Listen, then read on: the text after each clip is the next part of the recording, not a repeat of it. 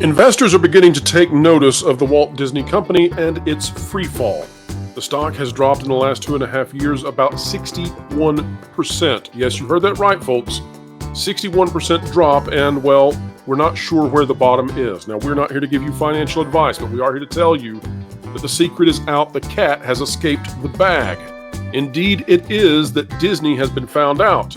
When it comes to Disney Plus, subscriptions falling in North America. When it comes to their content, such as Ahsoka, it's underwhelming. Their parks, especially domestically, largely vacant. And we're here to tell you today that we have one story that epitomizes the absolute fall from grace that is Disney, and we're going to tell you exactly how a corporation such as this dropped 61% in just a couple of years.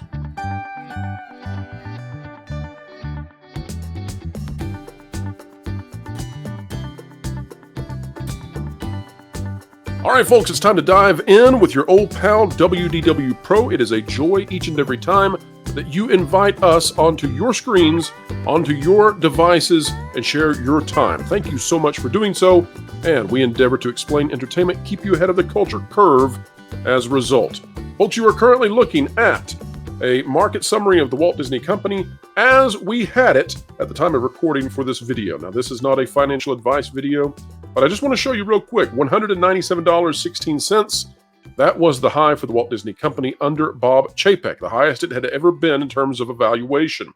Today, however, the stock hitting another 5-year low. This time we are significantly under $80 per share, and this thing is dropping, $78.86. The current spot, yes, that is a 61% drop from the high that we saw just back in March 12th of 2021.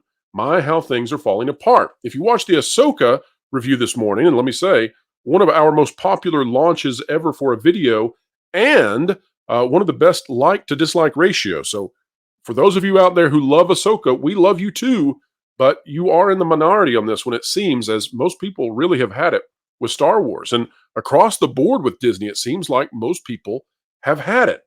Let's take a look now at a story that I think really captures, encapsulates, and shines a light on just what has happened to this company. As we read this article, I want you to ask yourself the question that I ask myself, and that is, would Walt have ever permitted this? Would the olden days Disney have ever allowed this? Heck, would even Bob Iger of the mid-90s and the 2000s have allowed such a thing?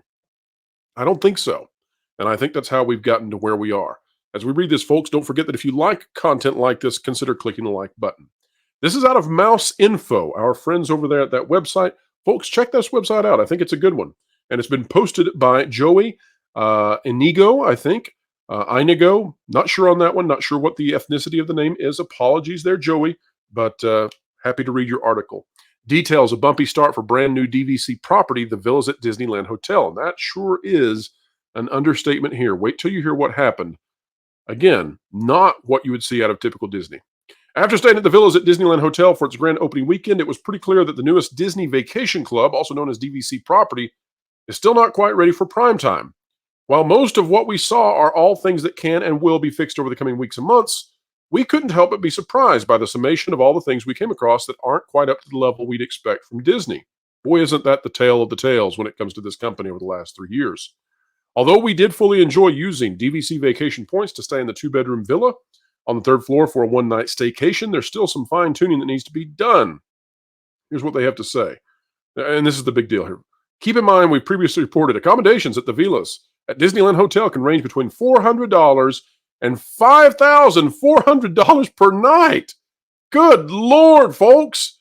This thing it even costs more than the Star Wars Galactic Star Cruiser they just closed down. In other words, it's pricey. So what do you get for that price? Here's some of what we witnessed firsthand and learned from fellow hotel guests.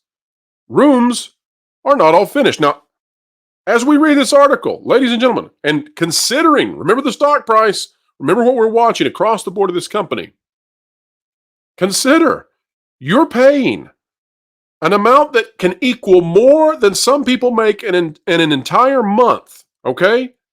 You're paying an amount that is analogous to a month's amount of pay on the upper end of the middle class scale to stay in rooms that are not finished at Disneyland.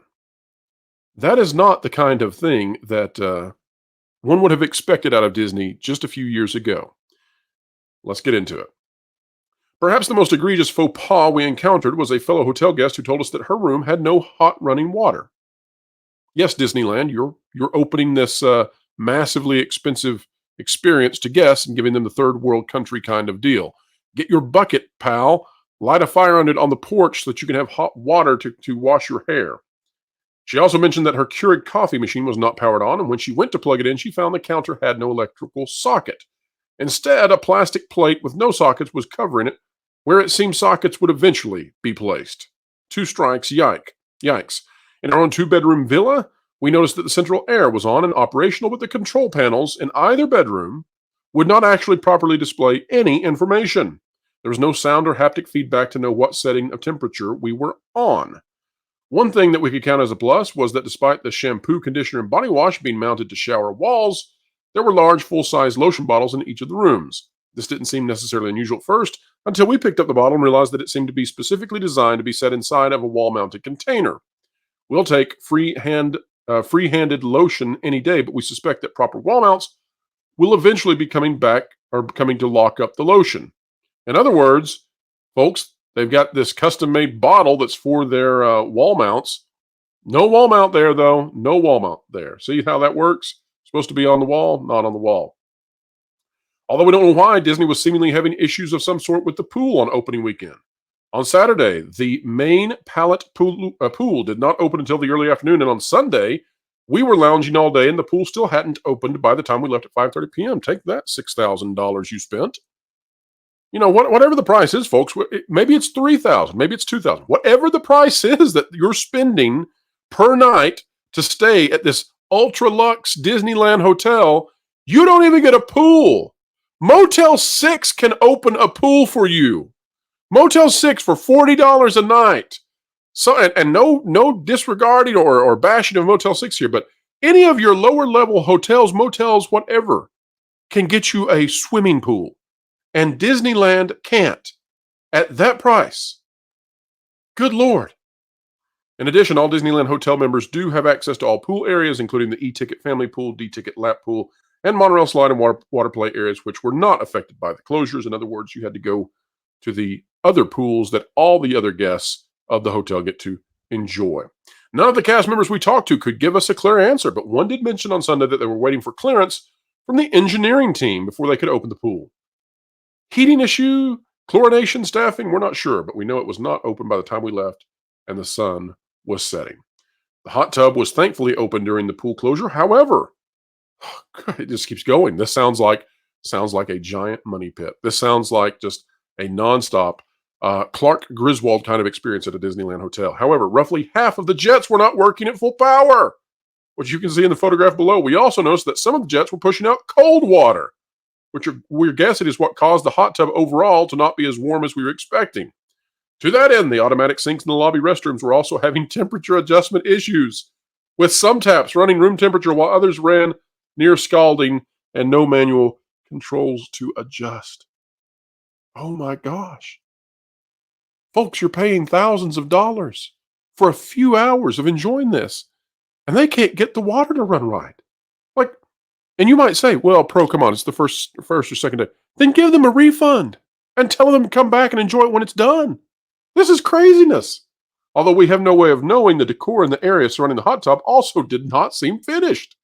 We weren't sure if the lack of furniture was intentional, but it was a little awkward with guests putting mobile phones, towels, and other personal items on the ground around the hot tub. Aside from that, the actual fixtures did not seem like final solutions. We noticed that the woodwork surrounding the spa seemed to be hastily put together with exposed screws and even lumber stamps visible on some of the slats. My gosh. And there you can see it, folks. There's a hot tub where one side of it is running the jets at the appropriate level and the other is not. There you can see the pictures of the hastily put up wood slats. Doesn't look like it's finished. The brand new Palm Breeze bar at the pool is still under construction. Although there was no pool bar ready for walk-up service, there were Disney pool bar servers circling the new pool to take food and drink orders. However, due to the pool issues we mentioned above, nobody was really hanging around the area. As such, at around 1:30 p.m. on Sunday, the servers came around to let us know it was last call for any orders. When asked why the service was ending so early, they advised that it was a slow day. So there you go. You spend your $5,000, your $4,000, whatever you spend it, and you expect to have these kinds of luxuries given to you. I mean, you're spending luxury money. They cut it off at 1 o'clock. The bar closes at 1 o'clock p.m., baby. 1:30 p.m., they're done. And why? Even though you paid for it, even though you're supposed to get this kind of service, slow day. We're done. See ya. I'm sorry, folks. We'll stop there. Go read the article on Mouse Info. But this is why Disney is where it is. This is across the company. I don't know if the new generation of cast members and workers for the company have just been this awful. I can tell you we've got an expose coming out this weekend. We know the real reason now why Disney dropped its standards with cast members and with workers. We've talked with someone at a very high level of knowledge. We'll just say that. We know the real reason. We're going to bring it out. But this is subpar, and this is across the board now. This is a company which has lost its way. It no longer gives you the value and the tremendous respect and the sincerity that it once gave. It is it's quite something. I call it, well, I don't call it. We had a source who said this. That said the company is suffering from the death of sincerity, and I believe that as well. When you pay these amounts of money, you have expectations. This is why the Star Cruiser closed, is because it failed to meet the expectations of what you get when you pay a certain amount of money. And this is why Disney Plus is losing subscribers in North America and probably will in other territories now. It's because you're not getting what you expected. You don't get what you expected out of Star Wars. You don't get it out of Marvel. God help them if they screw up Loki again, because I don't know if Marvel on Disney Plus will survive that. I seriously think that it's over now for Star Wars on Disney Plus. They'll continue to make stuff, but the ratings will be in the toilet because of how bad that finale was. The theme parks are no different. And we could go across on so many things. The exception here, folks, is I will say that the Disney Cruise Lines are the exception. They are exemplary in how they are run and the value they provide. I'm not a cruise person. I don't enjoy cruises. I don't want to do cruises. But if you are, I can say wholeheartedly that the Disney Cruise Lines are fantastic value. But every other part of the company right now is really falling badly. And the question that investors should be asking themselves, again, not an investment channel here, not a financial advice channel, but the question that investors should be asking themselves is, what will it take it to right the ship? Because I'm here to tell you, I think that there is a vast personnel change that needs to happen. This is in the creative side of things. You have people there who are unable to deliver. On the theme park side of things, you have hired a tremendous number of people who either don't want to or cannot deliver. When it comes to movies, you have a large number of people who cannot deliver. We can keep going. We'll stop there, though, and say, what do you do when you have filled your corporation with a legendary, storied history, with people who can no longer give the guest and give the customer what they're accustomed to receiving? All I can tell you is it's kind of like a sports team. It's time to empty the roster and start over. You're going to have to redraft. And I don't know how long that's going to take, because Bob Iger, he's in control. He controls the board. They'll control who gets picked up as the next CEO. I don't know how low that stock can go, but we're going to watch it. Early November, we'll be covering it right here live on the channel as we do yet another earnings call pre-show. We'll lead into the Valiant Renegade show when that happens. We'll be giving you dates and times very soon. But folks, this is indicative of what's been going on. Disney opening a hotel, charging thousands of dollars per night, and even the very basics of it are not up and running. And then they don't compensate. They don't take care. You're just screwed over by the mouse. And how many of you out there, even if you haven't stayed at a Disneyland hotel that's in this kind of condition, how many of you out there still know that feeling of being screwed over by the mouse? I have a feeling that most of us at this point now understand that very well. All right, folks, that is a wrap for today. If you like content like this, consider clicking the like button, share, subscribe, and when you click it, you stick it to the algorithms. It's the notification bell. Drop a comment down below. I covet your comments. I care about what you think. I read and often respond. You'll find me in those comments, often saying a few short things, not because I don't want to dive in full onto the discourse, but simply because time is limited. But you can tell I am reading them. I do care, and I'm checking out that feedback. Folks, the Pro Show is tomorrow, Thursday, 5 to 7 p.m. Eastern Time. We're going to have a fantastic panel of guests. Can't reveal quite yet who that's going to be, but we do have the person already lined up. We're just working out the details of anonymity and what we can say and what we can't say. But let's just say we're bringing some big-time knowledge, and you do not want to miss the Pro Show tomorrow. It's going to be a good time. This person... I should say no more. Started to say something. I won't. I will wait to get clearance. But don't miss the Pro Show. All right, folks. Wherever you are, whatever you're doing, keep learning, keep growing, keep having fun. No, hey, Florel. What you doing? Thinking about Rome? No, I wasn't. But thanks. Now I lost the game. Dang it. Now I lost the game. No. Well, now you're a double loser. Hey guys, you know what would help you in your grief? Forgetting those things and filling your mind with articles from thatparkplace.com and using that website as a launching pad to get you lost in thought with all of the team from there. Yeah, that's actually a good idea. Yeah. Oh, well, Flora, would you look down here? I hate you.